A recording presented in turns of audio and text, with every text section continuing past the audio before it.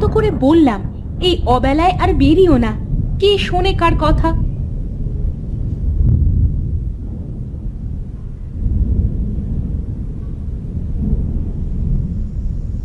কি গো বউ, তুমি এভাবে বাইরে দাঁড়িয়ে আছো কেন? কি করব বলো, তুমি তো আমার কথা না শুনেই বাইরে চলে গেলে।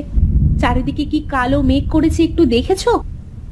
হ্যাঁ হ্যাঁ, সেই জন্যই তো দৌড়ে বাড়িতে চলে আসলাম। এর মধ্যে কোথায় গিয়ে কাজ খুঁজবো বলো?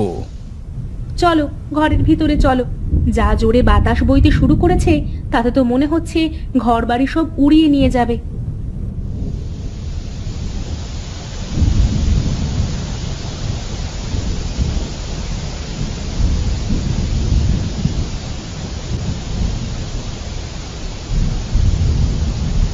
দেখো গিন্নি, বাইরে প্রচুর বৃষ্টি হচ্ছে।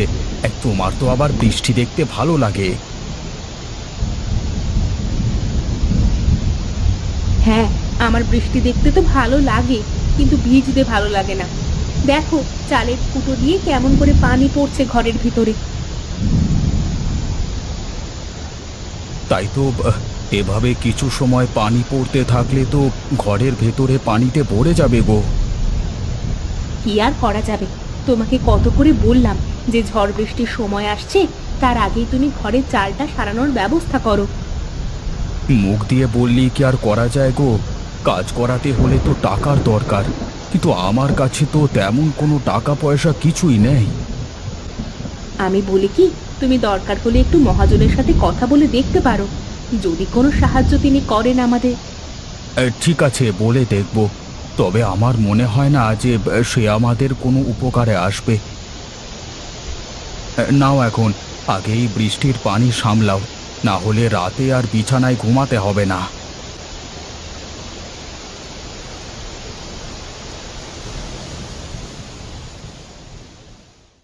দেখো দেখো, আমাদের কি সর্বনাশ হলো দেখো।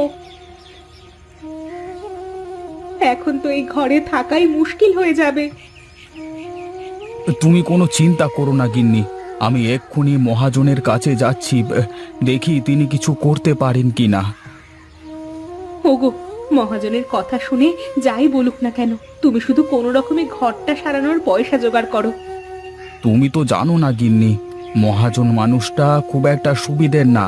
কি দিয়ে কি চেয়ে বসে কে জানে। আগে গিয়ে তো দেখো কি বলে, তারপর না হয় ভেবে দেখবে। বাবু, আমাকে আর কটা দিন সময় দেন, আমি আপনার সব পাওনা বুঝিয়ে দেব। আর কত সময় দেব তোকে বলতো একটু? দিনের পর দিন তো আমাকে ঘুরিয়েই যাচ্ছিস, তাই এখন আমি যা বলবো তোকে তাই করতে হবে। নে, এই কাগজে টিপসই দে। কিন্তু এটা তো সাদা কাগজ বাবু। হ্যাঁ, এটা যে সাদা কাগজ সেটা আমিও দেখতে পাচ্ছি। তুই যদি এখানে একটা টিপসই দিস তাহলে এখান থেকে যেতে পারবি, তা না করলে আমার লোকজন তোকে ধরে বেঁধে রাখবে। আরে মহেশ যে, তা কি খবর তোর? আজকাল তো তোকে দেখাই যায় না। আসলে বাবু, গরিব মানুষ, কাজ কাম করে খাই, তাই তো এখন আর ওভাবে আসা হয় না। বাবু, আমাকে আর একটিবার সময় দেন, আমি কথা দিচ্ছি এবার ঠিক আপনার টাকাটা বুঝিয়ে দেব। আচ্ছা মহেশ, তুই বলতো, কাউকে টাকা ধার দিয়ে সেই টাকা চাওয়া কি কোনো অপরাধের কাজ? না, ঠিক তা নয়, তবে তাকে সময়ও তো দিতে হবে ফেরত দেওয়ার জন্য। শোন বিনোদ, তোকে আর 2 দিন সময় দিলাম, এর মধ্যে টাকা দিবি, তা না হলে আমার লোকজন তোকে তোর বাড়ি থেকে বের করে দেবে, এই বলে দিলাম।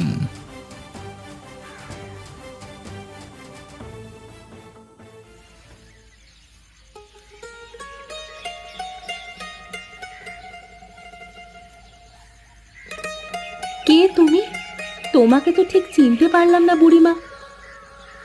আমি এক ভিখারি রে মা, এই পথ দিয়েই যাচ্ছিলাম, খুব তেষ্টা পেয়েছে আমার, তাই ভাবলাম যে একটু জল খেয়ে নি। ঠিক আছে, তুমি বারান্দায় গিয়ে বসো, আমি তোমাকে জল এনে দিচ্ছি।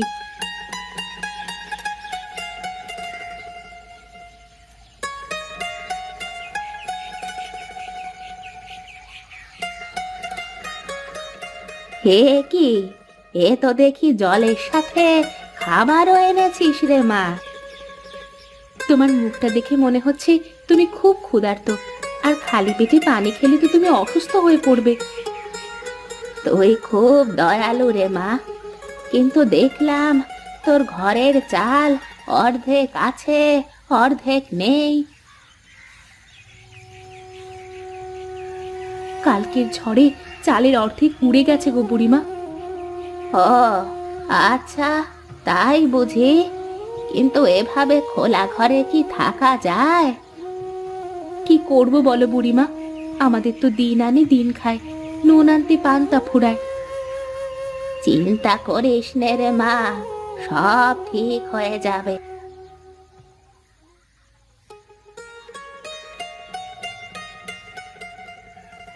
আহ, পেটটা ভরলো, কি যে শান্তি লাগছে এখন। ঠিক আছে, এবার তাহলে আমি আমার কাজে যাই বুড়িমা। যাবি? যাবি তো, একটু বস এখানে। এই নে, এই লাউয়ের বীজগুলো রাখ মা, এগুলো তোর ঘরের চারপাশে লাগিয়ে দিস।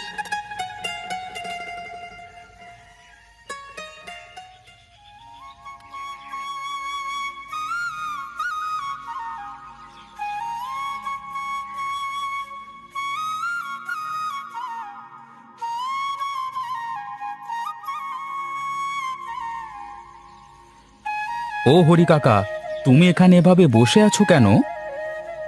কি আর করবো রে বাবা, কালকে ঝড়ে ঘর বাড়ি সব উড়ে গেছে, কোথায় থাকবো আর কি করব?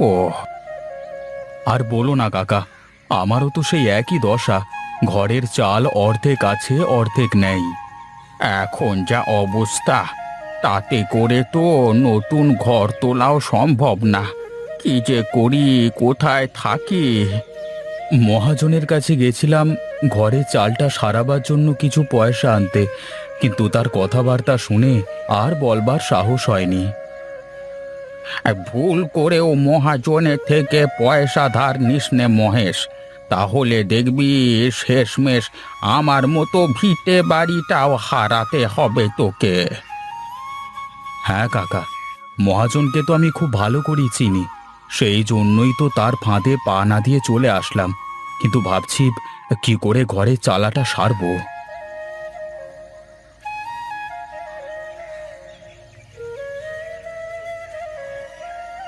আরে বিনোদ যে, তোকে না দেখলাম সেই কখন মহাজনের কাছ থেকে চলে আসতে? কি আর বলবো দুঃখের কথা, বিপদে পড়ে মহাজনের থেকে ধার নিয়েছিলাম, তার মূল্য যে নিজের ভিটে বাড়ি দিয়ে চোকাতে হবে তা কে জানতো। তোরা তো সবাই বুদ্ধিমান, তোরা ভাবিস যে আমি হরি হয়তো পাগল, আসলে আমি পাগল না, আমি পাগল সেজে থাকবার অভিনয় করি। মহাজন যা বলবে তাই হবে নাকি গায়ে? এর একটা বিহিত করা দরকার। তোর ঘাড়ে কটা মাথা শুনি, মহাজনের সাথে কে লাগতে যাবে? যেই লাগতে যাবে তারও হরি কাকার মতোই অবস্থা হবে। সে যা হয় হোক, এখন আমি যাই হরি কাকা, বাড়িতে গিয়ে দেখি কি অবস্থা।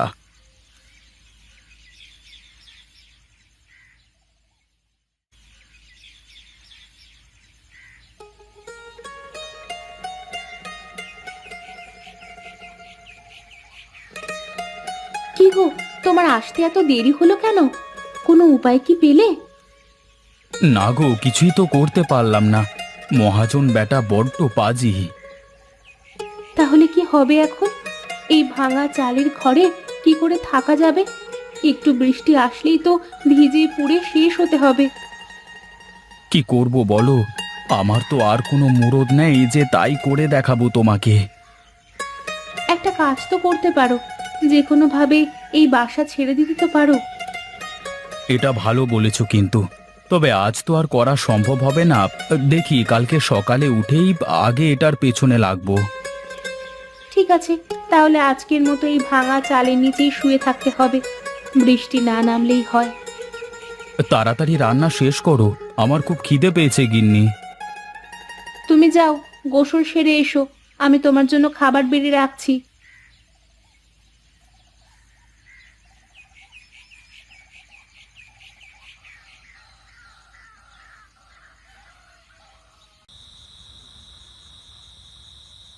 বুঝলে গিন্নি, এখনো পর্যন্ত যারাই মহাজনের থেকে টাকা পয়সা ধার নিচ্ছে তারা সবাই তাদের কিছু না কিছু হারিয়েছে।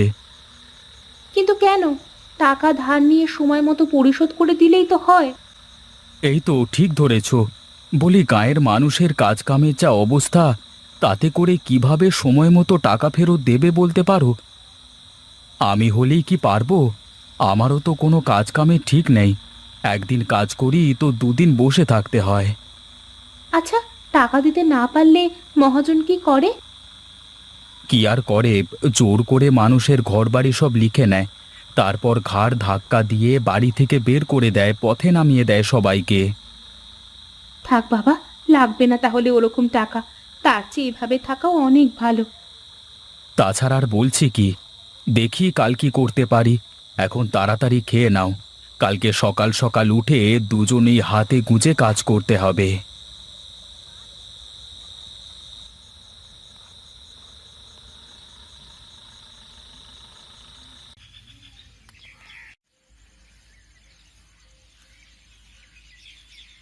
ওগো, ওঠো, সকাল হয়ে গেছে, অনেক কাজ করতে হবে আজ।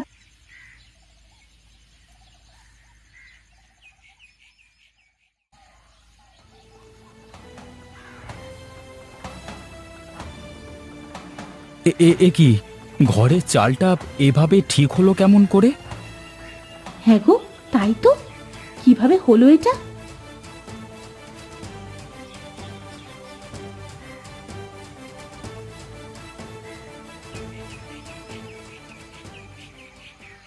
মনে হচ্ছে ঘরের চাল একদম ঠিক হয়ে গেছে। এ কি গিন্নি, এ তো দেখি চারপাশে লাউ গাছের পাতায় এমন চাল হয়ে গেছে, কিন্তু কিভাবে কি হলো? আমার তো বিশ্বাসই হচ্ছে না গো। কিন্তু যাই বলো, একদিক দিয়ে ভালোই হয়েছে। সেটা না হয় হলো, কিন্তু এই লাউ গাছ আসলো কোথা থেকে? তার মানে গিন্নি, বুড়িমা আসলে কোনো মানুষ ছিল না, হয়তো কোনো জাদুকর হবে। সে যা হয় হবে, কিন্তু সে তো খুশি হয়ে আমাকে এই লাউয়ের বীজ উপহার দিয়েছে। দেখো, ঘরটা এখন কত সুন্দর দেখা যাচ্ছে। হ্যাঁ, এখন গাঁয়ের সব লোকজন যখন জানবে যে লাউয়ের পাতা দিয়ে ঘর হয়েছে, তখন তারা তো দেখতে আসবে। আর কেউ কিছু শোধালে তখন কি বলবে? ওসব তুমি আমার উপর ছেড়ে দাও, তোমার ভাবা লাগবে না। এবার থেকে তুমি শুধু দেখো আমার খেল। এতদিন তো মহাজন সবাইকে বোকা বানিয়েছে, এখন এই বাড়ি দেখিয়ে আমিও মহাজনকে বোকা বানাবো।